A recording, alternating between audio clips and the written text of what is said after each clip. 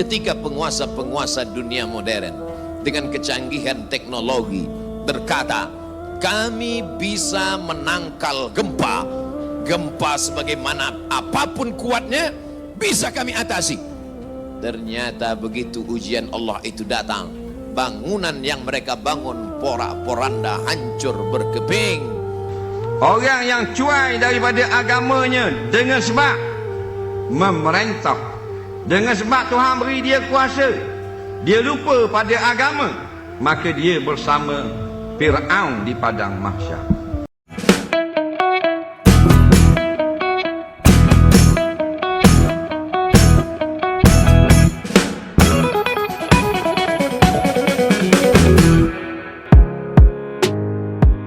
Assalamualaikum warahmatullahi wabarakatuh. Jumpa lagi dengan saya guys, Cak Mujib. Gimana kabar teman-teman semua? Semoga sehat selalu dalam lindungan Allah Subhanahu wa taala, dijauhkan dari segala mara bahaya, malapetaka, bencana dan bala serta berbagai macam penyakit. Amin amin ya rabbal alamin. Alright guys, kali ini kita akan reaksi sebuah video yang sangat menarik sekali daripada Ustaz Abdul Somad dan juga Ustaz Azhar Idrus. Bagaimana dua ustadz ini menjelaskan dan memberikan nasihat kepada kita semua yang terjadi sekarang ini, bagaimana, apa nasihatnya.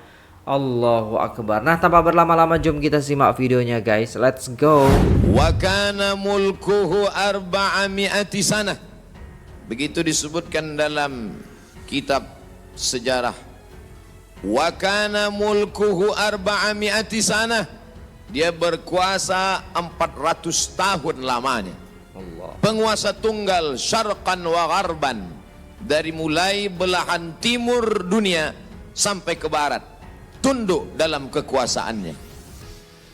Lalu kemudian datanglah Nabi penyeru kepada tauhid menghadap penguasa yang hebat, raja segala raja di atas dunia. Menyembahlah kepada Allah. Lalu apa jawabnya?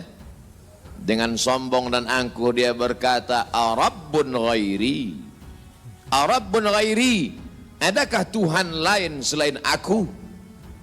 Adakah yang lebih berkuasa di dunia ini selain aku? 400 tahun membuat dia merasa bahwa dia Tuhan. Sampai-sampai keluar dari mulutnya, Arabbun ghairi, adakah Tuhan selain aku? Lalu kemudian apa yang terjadi? Allah subhanahu wa ta'ala mengirimkan ba'udah. Dalam Al-Quran Allah mengatakan tidak malu menciptakan ba'udah, nyamuk. Innallaha la yastahi ayyadriba masalam ma ba'udah. Allah tidak malu menciptakan seekor nyamuk. Wa ma fawqaha, lebih kecil daripada nyamuk. Apa yang terjadi? Nyamuk itu masuk ke dalam lubang hidungnya, terus ke dalam batang hidungnya, sampai ke otaknya. Dan nyamuk itu pun menggigit otak di kepalanya. Lalu kemudian dia mengambil martel memukul-mukul kepalanya. Sampai orang-orang di sekelilingnya menyangka dia gila. Sampai dia habis usaha. Makin sakit, tak dapat dirasakan, tak dapat diceritakan, tak dapat diungkapkan bagaimana rasanya. Dan akhirnya dia pun mati, dicatat dalam sejarah. Dia bernama Namruz. Begitu Allah bercerita tentang orang-orang angkuh dan sombong. Dia tidak mati disambar petir, dia tidak mati ditimpa batu besar, dia tidak mati karena sesuatu yang hebat, tapi dia mati karena makhluk yang hina, yang kita pun dapat membunuhnya dalam satu kali tepukan. Berpuluh nyawa nyamuk akan mati. Tapi begitu Allah Ta'ala ingin menunjukkan kesombongan, keangkuhan orang-orang yang merasa dirinya Tuhan, jawabannya adalah kuasa Allah Subhanahu wa Ta'ala. Hari berganti, musim berubah, dunia ini diisi oleh orang-orang yang angkuh dan sombong. Selesaikah dunia dengan matinya Namruz? Tidak. Lahir lagi generasi yang lebih canggih daripada Namruz, lebih kejam daripada Namruz. Apa yang dia lakukan? Yuzabbihuna abna'ahum wa yastahyuna nisa'ahum. Lebih sadis daripada Namruz. Anak laki-laki disembelih hidup-hidup, Anak perempuan dibiarkan karena tidak melawan. Anak laki-laki yang dia nampak dalam mimpinya akan menarik mahkota kekuasaannya. Anak perempuan dibiarkan melahirkan. Sampai pada akhirnya ketika dia berkata dengan lantang, kalimat berbeda, substansi makna yang sama. Ana rabbukumul a'la. Ana, aku, rabbukum, Tuhan kamu, a'la, yang paling tinggi. Ternyata kekuasaan boleh bisa merubah makhluk merasa menjadi khalik. Orang kalau sudah terlalu lama berkuasa, melihat manusia tertunduk-tunduk ketakutan, maka berubah dalam dirinya, berkata, kaulah yang paling berkuasa, engkau adalah Tuhan. Itu pernah terjadi pada Namruz dan menular kepada Farao. Al-Quran menyebut dia Fir'aun. Ana, aku, Rabbukumul a'la, Tuhan kamu yang paling tinggi. Bagaimana cara Allah mematikan Fir'aun? Diceritakan dalam Al-Quran. Falamma adrakahul gharaqu, ketika dia tenggelam di tengah laut merah, masuk air itu ke dalam tenggorokannya dan masuk ke dalam lehernya, terus ke dalam dan masuk ke dalam paru-parunya. Sebodoh-bodoh anak kecil tidak akan ada air masuk ke dalam paru-parunya. Anak kecil yang belajar minum, kalau sampai air masuk ke dalam saluran nafasnya, dia pasti akan tersedak. Tersedak adalah kuasa Allah. Kenapa? Karena ada saluran nafas, ada saluran minum. Udara tidak akan mungkin diisi air, karena kalau sampai air masuk ke saluran udara, maka hancurlah paru-paru. Allah ciptakan satu kuasa bernama tersedak. Tersedak adalah kuasa yang paling ringan. Anak kecil yang tak ada daya upaya pun pasti akan tersedak.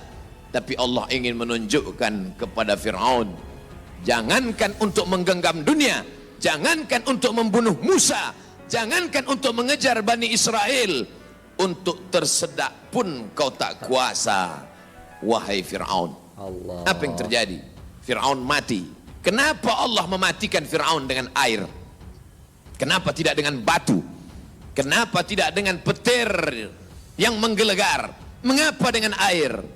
Karena dulu bayi yang tak berdaya itu dihanyutkan ke tengah air.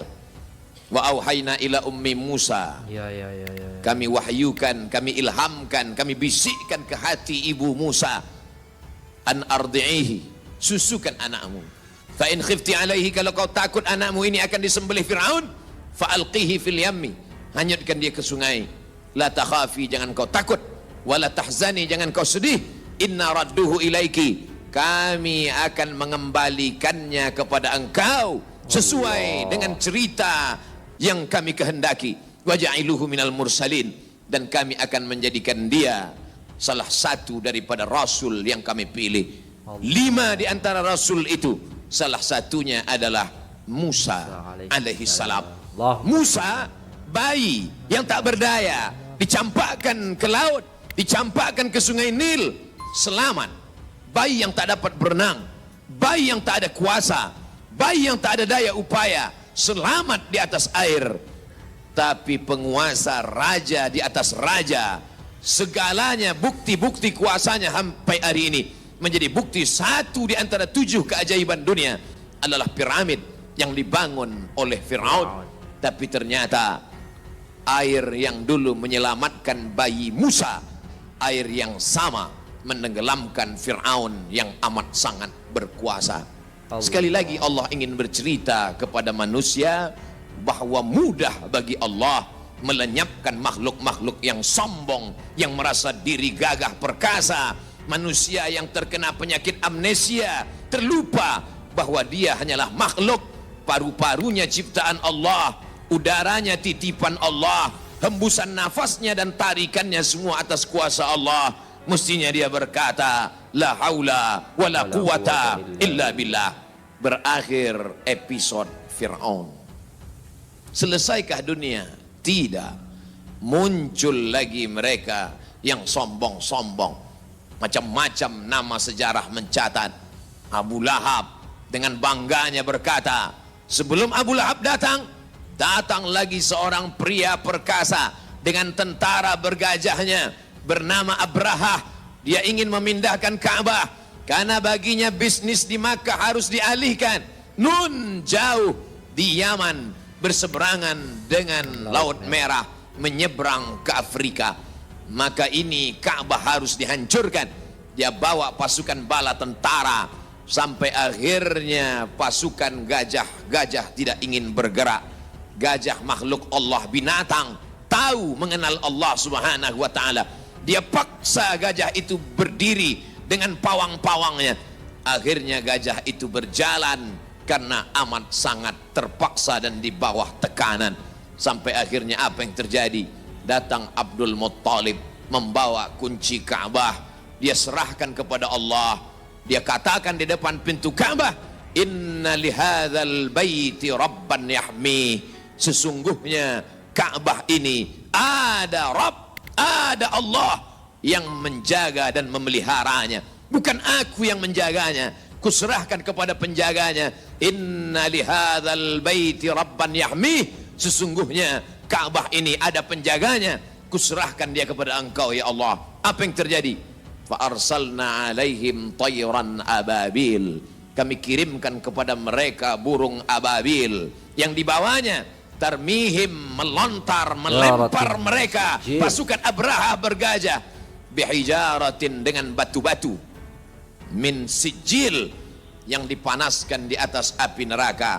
Apa yang terjadi pada pasukan Abraha? Faja'alahum ka'asfim ma'kul. Mereka seperti daun-daun yang dimakan ulat. Tahun peristiwa itu terjadi disebut dengan Amul Fil, tahun gajah, tahun kelahiran Sayyidina wa Maulana Muhammad sallallahu alaihi wasallam. Hari berganti, musim berubah, isi dunia sebenarnya itu-itu saja, namanya berbeda, tapi sebenarnya makhluknya itu saja. Dia pernah bernama Namrus, dia pernah bernama Fir'aun, dia pernah bernama Abraha. Selesaikah dunia? Belum. Dunia terus berlanjut, melahirkan makhluk-makhluk. Ada yang rendah hati dan tawadu, ada yang zuhud dan ridha, ada yang mencari kemuliaan Allah, ibtigha'a mardatillah. Tapi ada yang dititipkan harta dan kuasa. Pertama dia merasa dia punya, lama-lama dia merasa alam semesta pun bersimpuh sujud di kakinya, karena dia lihat tidak lagi ada orang yang berani mendongakkan kepala, tidak lagi ada yang berkuasa, tidak ada lagi yang berani bersuara keras, lantang, semuanya ketakutan. Sampai akhirnya dia berkata dalam hati, aku adalah penguasa jagat raya. Kemana mereka semua? Mati. Ketika penguasa-penguasa dunia modern dengan kecanggihan teknologi berkata, kami bisa menangkal gempa. Gempa sebagaimana apapun kuatnya bisa kami atasi. Ternyata begitu ujian Allah itu datang, bangunan yang mereka bangun porak-poranda, hancur berkeping. Datang lagi satu penguasa berkata, kami yang paling banyak jumlahnya di atas dunia, kami yang bisa menguasai alam semesta. Mana itu Tuhan? Mereka tak pernah mengenal Tuhan, karena mereka adalah komunis, karena mereka adalah ateis. Bagi mereka agama itu hanyalah candu. Orang yang terkena narkoba bagi mereka sama dengan orang yang dimabuk oleh agama, karena bagi mereka agama ini hanya opium saja. Manusia yang stres, manusia yang depresi, lalu dia menjalankan agama. Agama bertentangan dengan komunis, agama bertentangan dengan keyakinan ateis. A tidak, T Tuhan, is keyakinan ateis, keyakinan yang meyakini tidak ada Tuhan. Mana itu Tuhan?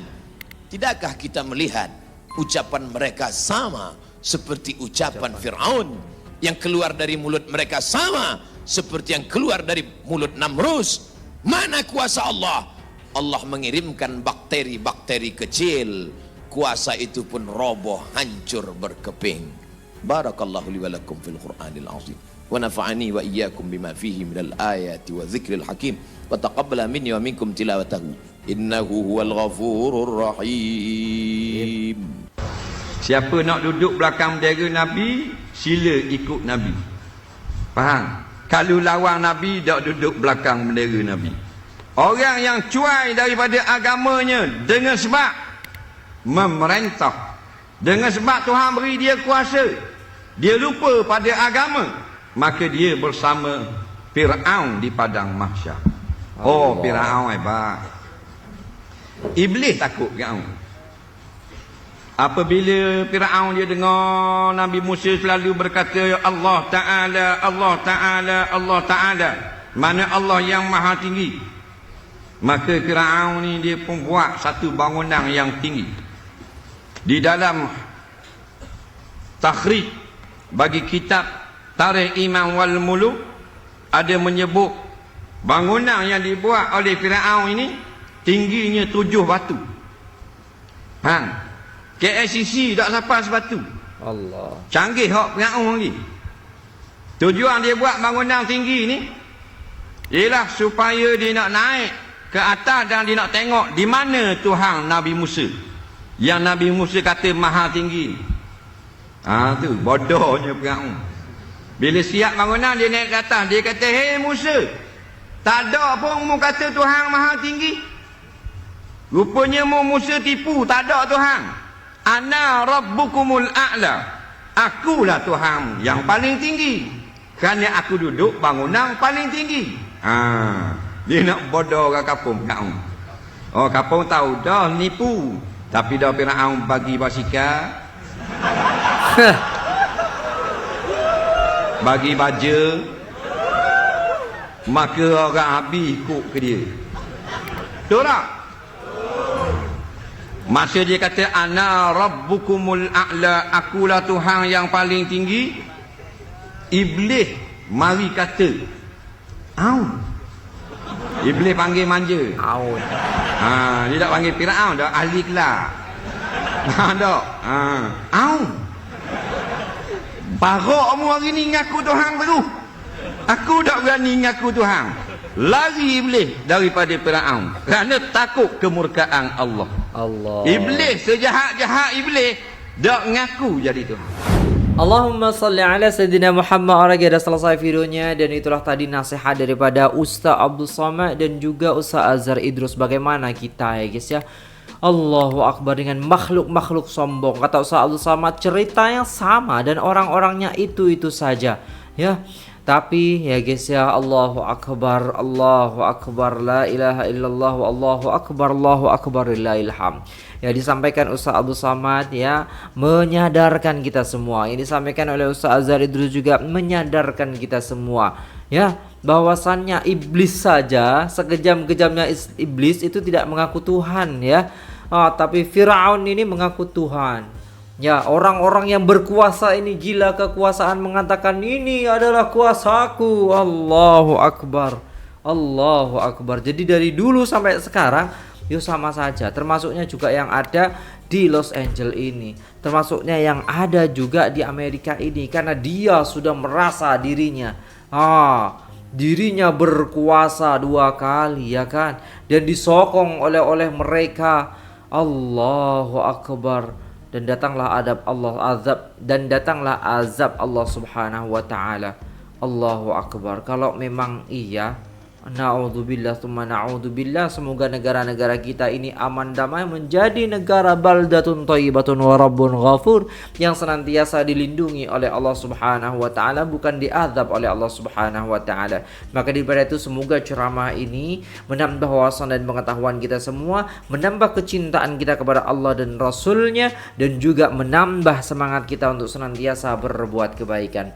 Semoga video ini bermanfaat untuk kita semua, dan apabila ada salah kata mohon dimaafkan. Saya pamit undur diri. Assalamualaikum warahmatullahi wabarakatuh.